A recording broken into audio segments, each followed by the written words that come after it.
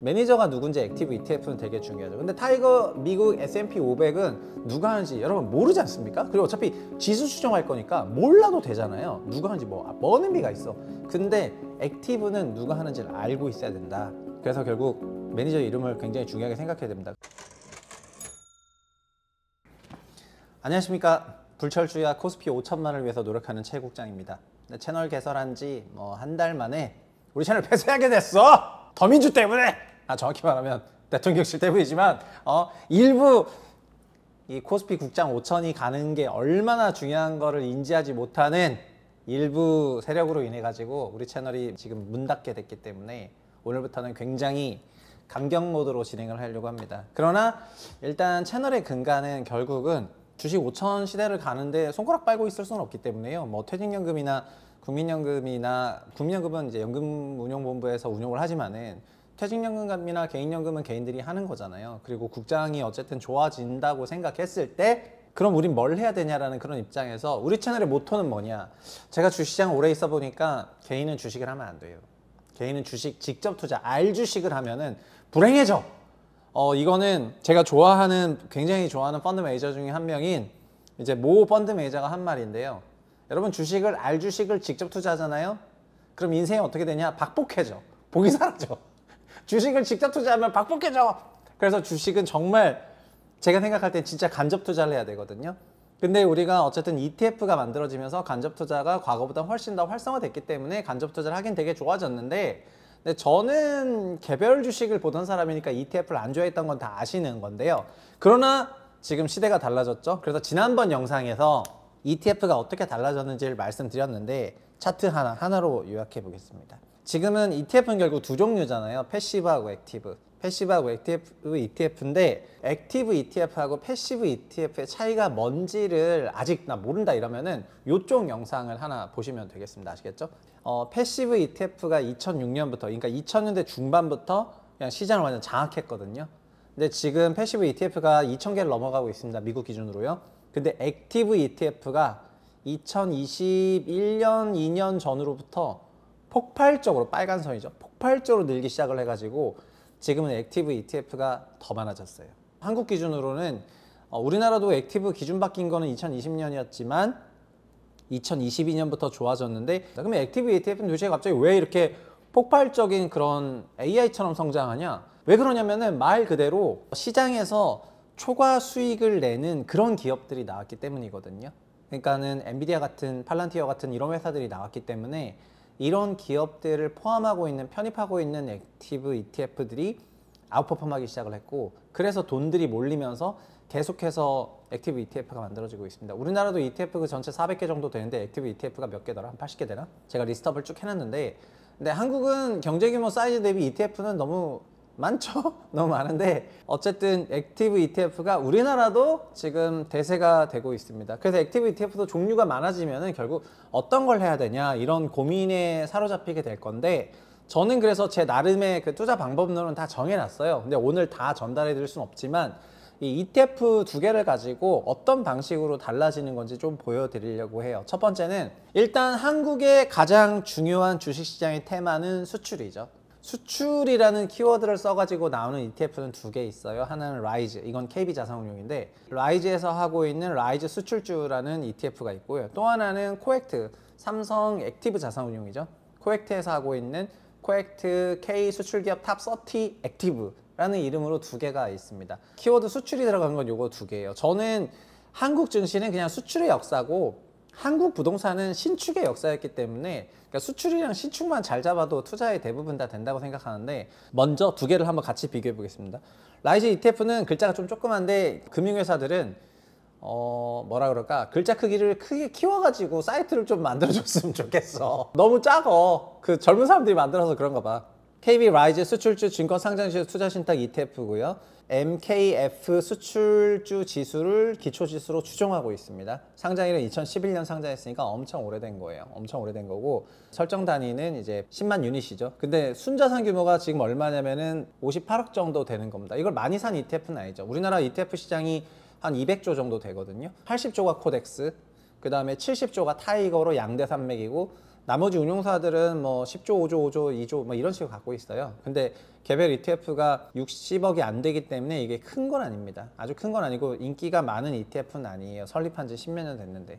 이거는 총보수가 패시브인데도 불구하고 0.4%를 받고 있고요.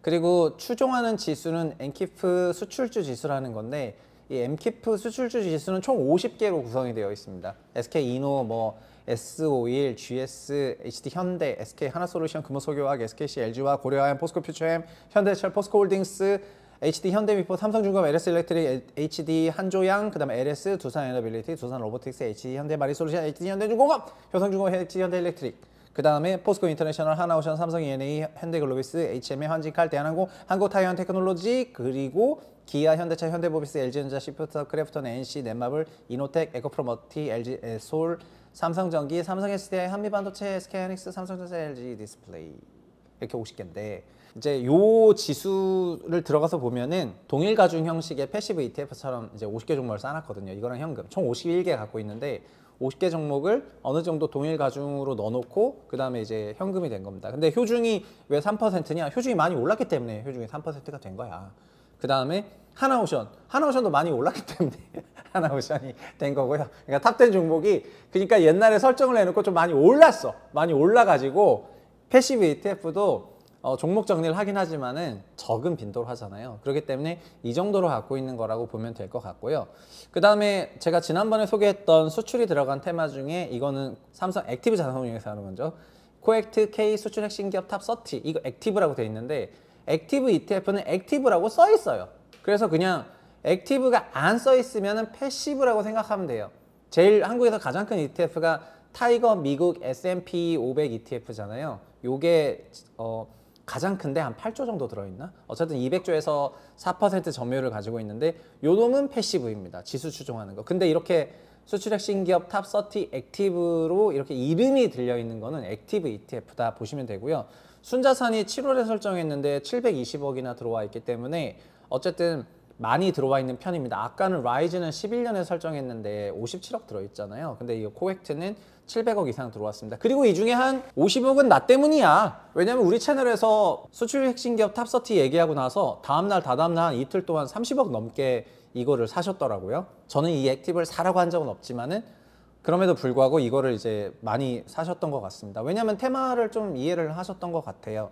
그리고 액티브는 뭐가 중요하냐면은 매니저가 중요해요. 왜냐면 이제 액티브 ETF는 직접 운용할 거기 때문에. 그래서 이거는 삼성 코액트 매니저 김주현이라고 되어 있는데, 김주현 매니저가 하고 있습니다. 나는 김주현을 만나봤어. 저는 김주현을 만나봤습니다. 왜냐하면 여의도에서 10년 넘게 애널리스트 하면서 이제 한 600명 넘는 매니저를 만나는데, 그 매니저들이 지금 자산운용사에 존재하는 거고, 뭐 타임폴리오 같은 그런 사모펀드 잘하는 데부터 포함해서 뭐 미래 삼성, 뭐 말할 거 없죠. 미래 삼성, 한투 등등 큰 기관, 그리고 연금 매니저도 다 만나봤고, 어차피 뭐 그렇기 때문에 결국에는 이 매니저가 누군지를 아는 것도 되게 중요한데, 이분은 현재 삼성 액티브에서 코액트 테크 핵심 소재 공급망 액티브라는 걸 하고 있고, 그 다음에 코액트 K 수출 핵심 기업 탑 30 액티브를 하고 있습니다. 결국에는 매니저가 누군지 액티브 ETF는 되게 중요하죠. 근데 타이거 미국 S&P 500은 누가 하는지 여러분 모르지 않습니까? 그리고 어차피 지수 추정할 거니까 몰라도 되잖아요. 누가 하는지 뭐 의미가 있어.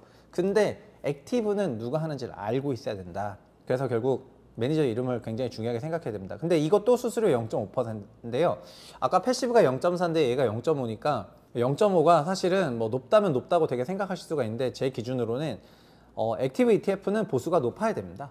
그리고 우리가 액티브를 넘어가기 시작하면은 자기 돈 3억 이상을 금융자산을 불리겠다고 생각하면은 사모에다가 넣어두시는 게, 저는 이제 사모에다가 넣어두는 걸 권장하고 있는데, 그것도 물론 자기 성격에 맞고 자기 철학에 맞는 그런 사모 매니저를 찾아가지고 넣어야 되니까 그것도 쉬운 건 아닙니다.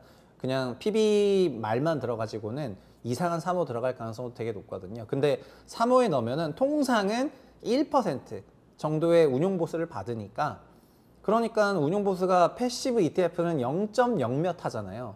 그거 대비해서 좀 너무 비싸다 이렇게 할 건데, 근데 그만한 돈값을 하니까 그 정도 운용보수를 내는 거거든요. 근데 패시브가 수수료가 높으면 그것도 문제겠죠? 패시브 뭐 하는 것도 없으면서. 근데 액티브는 수수료가 높으면 높을수록 그 매니저는 최선을 다해서 일을 하고 있을 거예요. 어쨌든 두 개를 비교하면 여기 0.4, 여기 0.5였습니다. 벤치마크 지수는 KEDI 주식 전략 지수라는 거를 가지고 수출 핵심 기업이라고 만들어 가지고 이렇게 그리고 있는데 최근 들어서 특히 좀 더 좋아진 감이 없지 않죠. 액티브는 뭐가 다르냐? 이게 7월 8일 날 상장했잖아요. 7월 8일 기준 탑 10을 보면은 화장품의 APR 이게 10%, 삼양이 10%, 로템 9% 이렇게 돼 있거든요. 근데 한 달 지났죠? 8월 1일 기준으로 보면은 한화 에어로스페이스가 10%, 미포가 5.8%, 효성은 5.5%, 삼양은 없었나? 삼양 비중이 어마어마하게 줄어져 있죠. 보시는 것처럼 한 3%로 줄어져 있어요. 그러니까 원래 시작할 때는 10%로 시작했는데 열심히 줄였다는 거죠. 왜냐면 주가가 좀 안 좋았으니까. APR도 처음에 많이 갖고 있었는데 좀 지수가 뜨면서 좀 조정을 한 것 같습니다. 그래서 APR도 비중이 좀 내려왔어요. 그래서 이런 거 보면은 액티브 ETF는 과거 액티브 펀드처럼 ETF지만은 좀 비교적 적극적으로 매일매일 한다는 건 아니고요. 비교적 적극적으로 주에 한 번이거나 아니면은 주에 두 번, 2주에 한 번 주기는 각자 다 다르지만은 액티브 ETF는 운용을 패시브하고는 비교도 안 되는 빈도로 이제 운용 전략을 수립을 하고 그렇게 운용을 해요. 그러니까 액티브 ETF가 어떻게 다른지는 오늘 수출이라는 테마를 가지고 비교했던 라이즈하고 코액트 이 두 개를 토대로 아셨을 거라고 생각을 하고요. 왜냐면 저희 댓글에 ETF 수수료가 막 높다 이렇게 다는데 패시브 ETF는 수수료가 낮은 거를 추구하십시오. 그리고 액티브는 역설적으로 수수료가 높아질수록 좋아져요. 그러니까 수수료가 제일 높은 게 뭐냐면 3호잖아요. 3호는 1%인데 성과보수도 받죠. 성과보수는 초과 성과에 보통 한 20-30% 가져가지 않습니까? 수수료가 아주 높은데도 불구하고 그렇게 가는 이유는 그런 성과를 내기 때문인데 세상에 공짜 점심은 없는 것처럼 그냥 패시브 지수 추종만 하는 거는 그냥 그대로 미러링만 하면 되기 때문에 별 문제가 없지만은 액티브하게 운용해가지고 내가 성과 내야 되는 그런 입장에선 성과가 높을수록 내가 더 열심히 일을 할 수밖에 없기 때문에 일을 열심히 하면 또 좋아지는 거랑 똑같거든요. 그리고 한 사람이 너무 많은 액티브를 운용할 수도 없어. 왜냐하면 거기 노력이 들어가기 때문이죠.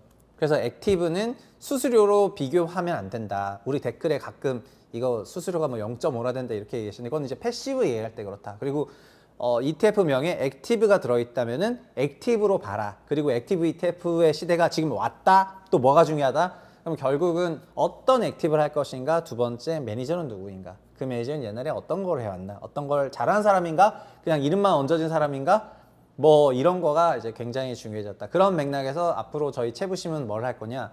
ETF, 좋은 ETF를 이제 소개를 하려고 해요. 이런 ETF는 좀 이런 부분이 좋고 이런 부분은 아쉽고 이런 거는 뭐 괜찮은 것 같은데 이런 거는 좀 아쉬운 것 같고 이런 것들을 그냥 얘기를 하겠습니다. 그리고 어느 정도 불가분해야 되는 게 또 있잖아요. 개별 상품 ETF에 대해서 또 얘기를 하다 보면은 너무 친해지면은 나쁜 말 하기가 좀 어려우니까 그래서 좀 적당한 거리를 지키면서 이제 내가 친해지고 싶은 건 우리 구독자야. 빨리 그러니까 구독을 좀 더 늘려주시길 바라겠습니다. 그리고 국장호천은 액티브 ETF와 제국장과 함께한다. 커밍 순 다음에 또 오겠습니다. 감사합니다. I'll be back.